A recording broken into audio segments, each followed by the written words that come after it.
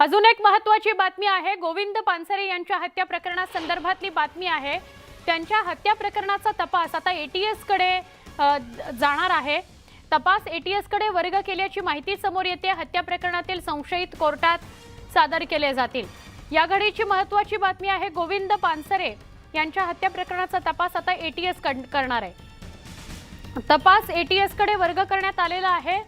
संशयित कोर्टात हजर केलं आज संशयितांना, त्यावेळी या पुढच्या घडामोडी घडल्या।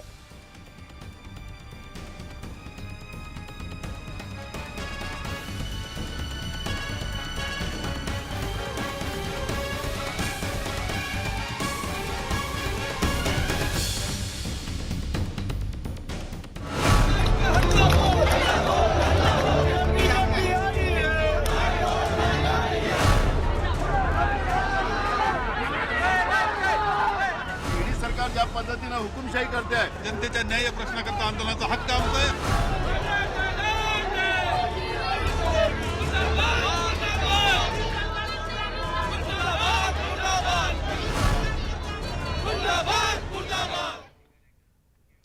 आज दिवसभरातली लक्षवेधी बातमी काँग्रेसच्या आंदोलनाची।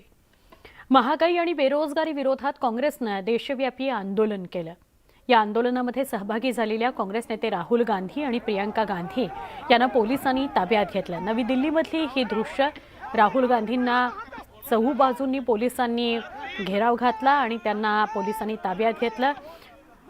ठिय्या आंदोलन प्रियंका गांधी करत होत्या। प्रियंका गांधी रस्त्यावर बसलेल्या होत्या। तिथून त्यांना महिला पोलीस अधिकाऱ्यांनी उठवलं आणि व्हॅनमध्ये टाकलं।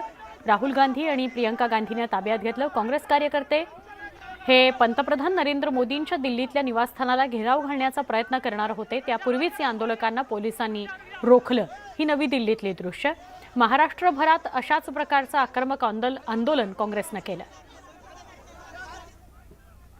हम शांति से राष्ट्रपति भवन जाना चाह रहे थे। सारे के सारे एमपीज हैं राज्यसभा और लोकसभा के, मगर यहाँ पे हमें अलाउ नहीं किया जा रहा। हम महंगाई के मुद्दे पे, बेरोजगारी के मुद्दे पे हम यहाँ खड़े हैं।